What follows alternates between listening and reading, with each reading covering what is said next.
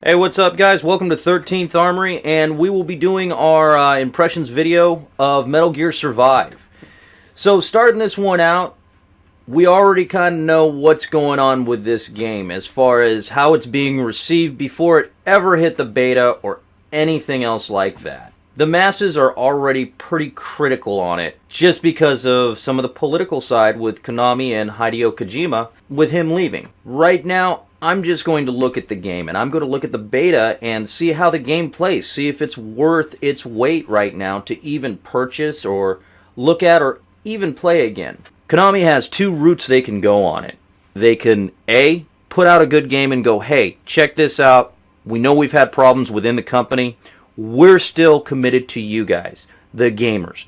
We're still committed to putting out a good game, an enjoyable, fun game with a great story, as they have before with the rest of the Metal Gear series. Or they can take the low road and use it as a cash grab. Fortunately, right off the bat, and this has to be said, they're not charging $40 just to play the beta like they did with Ground Zeroes. I'm going to sit on hopes and dreams right now and hope they do the right thing with this game. The Metal Gear series is one of my most favorite series in as far as gaming goes. Very enjoyable. Another thing I want to say right off the bat with this game is I'm not looking at it as a Metal Gear Solid, the tactical espionage action games that are usually the main heavy hitters in them. I'm looking at it as a Metal Gear Revengeance, where they're doing something a little bit different than what they've done before and trying to test not necessarily the limits, but see where they can go and where they can take it. I do have a gameplay video up. Make sure you check that one out. Give it a like. It's rather lengthy on that one. We did both levels that they released just to see what they're like. We also went through and checked out the base of operations, or the staging area as they're calling it, on how the internal game's operating.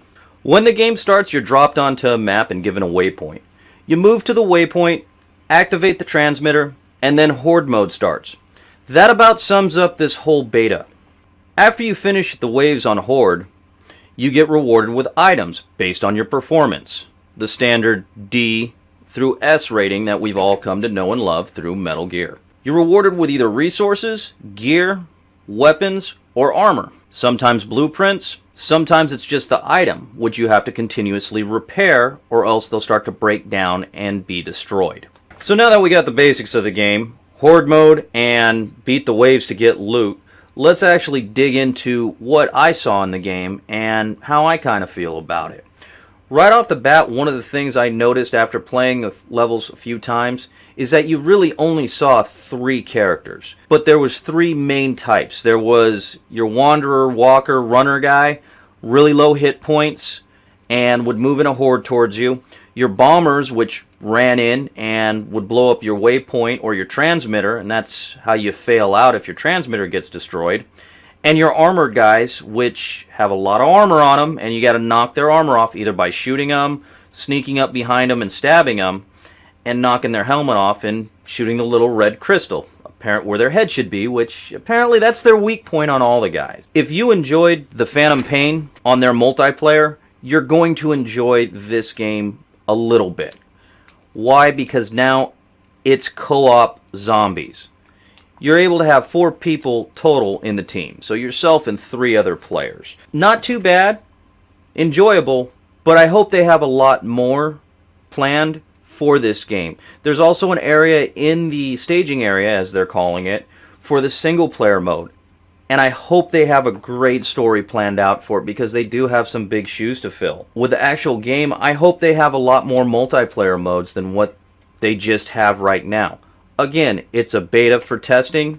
We're seeing how it goes. But this game isn't going to sell just on Horde mode alone. And that's where it's going to be that cash grab, in my opinion, if they do it that way, where they're putting out the bare minimum, slapping a Metal Gear title on it, and hoping that everyone eats it up because it says Metal Gear. I'm hoping, again, my hopes and dreams, I'm hoping they try to blow everyone out of the water with this game by not just trying something different, but putting the thought and the effort into this game. Matchmaking, I really can't say much on at this time, just because it's in the beta and I'm in the middle of nowhere, so my internet isn't always the greatest. I did have a couple lag spikes, but it picked right back up and continued right on with the game compared to in the multiplayer mode in Phantom Pain, where if you dropped out, that was it. As far as character development, as what we're seeing in the beta, it doesn't look too bad. Initially, when you go in your staging area, you're going to go and you're going to be lost because it's a big white room. When you start interacting with these icons, a wormhole appears and generates all those workstations. At least right now in the staging area, in the multiplayer mode. From there, you're able to create your items, your gear, your weapons, and go from there with it. You do have to go to a whole separate area to equip and unequip these items. And as far as the interface goes right now, it's fairly complex. You're going to have to look for things and go and see where you're able to interact with them. Once you figure out where they are, it's fairly easy or how to do it. But it seems like you're putting more steps in to do one action than to just do the action, which isn't exactly fun. Perfect example of this is healing yourself. The level cap in the beta is level 20 right now. You're able to level up your character, which gives you skill points, and boost your skills from strength, dexterity, special moves, weapons handling with your hand-to-hand weapons, and build off of it from there. Kind of cool. I hope there's a lot more they're releasing for the main game, and they're not just using what they're using now. Gear, as we mentioned before, is going to be the driving factor of this game. You finish your waves in Horde mode, you get gear. You get your blueprints, you get metal, iron, gunpowder. That's how you're able to, quote-unquote, survive, by building your own stuff. At this time, I don't think there's a store, meaning in-game store. We'll cover microtransactions later. But in-game store, right now, to go and purchase ammo, guns, gear. It's all a fine basis and it's a random loot drop. As far as the interface goes, it's a little complex. It's a little more than what you would expect. It's not as simplified as it was in the Phantom Pain. Perfect example of this is when your character gets injured with an abnormal status effect. Let's say bleeding. You can tell your character's bleeding by the blood shooting on the screen. How do we fix this? First instinct is usually use first aid spray on everything, and that fixes everything. Not the case in this game. You have to open your menu, select the limb that's broken, and hold down the button. Hopefully you have bandages or stitches to fix that item. That's fine and dandy, but you're not able to hotkey any of these items for those current effects. You're going straight to the menu, your peripheral vision's cut off, you can't see what's going on around you, so just in case you have an enemy sneaking up on you, you're not able to run away or fight or whatever you need to do. You're caught in that screen, then you gotta unpause, panic, and you're probably gonna end up dying, which that happened to me a couple times. Same case when it comes to food. You're going through the same motions to try to eat some food to replenish your health or replenish your max hit points or your max stamina. Not really a pleasure to go through, and again, you cannot hotkey those items. I hope it's something that they fix in the main game. Giving a quick overview starting with graphics, they're still using the Fox engine. So if you liked what the Phantom Pain looked like, you're going to like what Metal Gear Survive looks like. It's smooth, it's polished, a lot of the assets were reused. The controls are pretty much the same. They changed a little bit with your left and right bumpers, but aside from that, controls are good. Smooth, you're still able to look over your shoulder, you're still able to aim down the weapons and everything else. Story, from what we know on the story, that's really about it. I'm looking forward to the actual release. The learning curve on it, like I mentioned before, the interface is the beast on this one. This is the one that's going to give you trouble. After you figure out how it operates, it flows fairly smooth, but that's just with any other game. If you learn how the game works and how to control, how to go in your menus, how to do all those things, it becomes easy. The learning curve is a little steep on that one. Playability operates just like the Phantom Pain multiplayer. If you liked how it operated there, you're going to like how it operates here. You can really tell that they did a lot of cut and paste with this game already on a lot of the assets they had. Is it a standalone game? We'll see. However, when you have a good formula, reusing it again.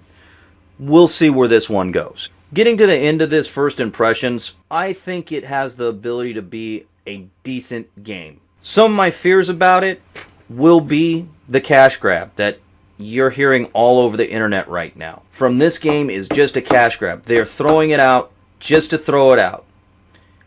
Hopefully, that's not the case. I'm really hoping, again, hopes and dreams, I'm really hoping they're not doing that one. One of my biggest fears is with the unlocks and microtransactions, because it's already been confirmed that there will be microtransactions.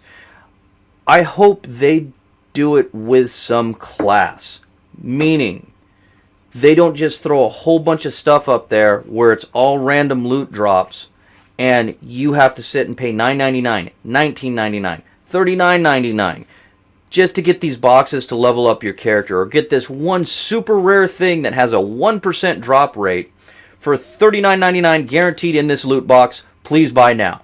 Another thing that did not make me feel too good is when I checked out the pre-order price, it was $39.99. Well, again, not into politics, but this is Konami.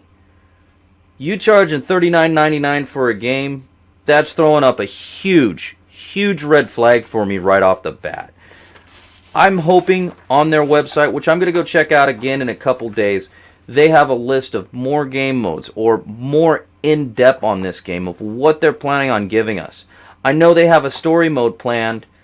However, pause for effect, is it going to be well written? The basis on this is survive, and they're selling the co-op side, but this game is not going to make it off just horde mode or just go and kill things. It has to have some depth to it. If not, it could have been sold as an add-on for the Phantom Pain, just a DLC, or as they're putting it now, as an independent game for $39.99. Again, red flags on that one in my perspective. I'm looking forward to this game. It drops February 19th, February 20th, around there. Let's see what it does, and let's try to keep an open mind. Right now, as the cards lie, I would be extremely cautious of this game. Reasons being, one, the price.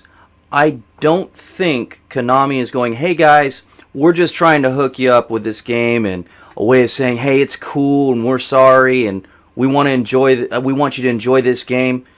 Standard going rate is $59.99. This one is $39.99. Already kind of throwing up a red flag for me personally. Next is the loot system. It's a random loot system, and it's being set up perfectly to have a microtransaction store to where you're basically buying your character. Not interested in that at all. Not even a little bit interested in being microtransaction to death. And lastly, we don't know what we're getting. If they're just throwing out a horde mode, if they throw more in the beta, not necessarily more maps, but I'm talking more of a game mode or a snippet of the storyline, that would give me a little bit more confidence. Right now, guys, proceeding with caution, keeping an open mind. I'm Spiky Spike. This is 13th Armory Gaming. Over and out.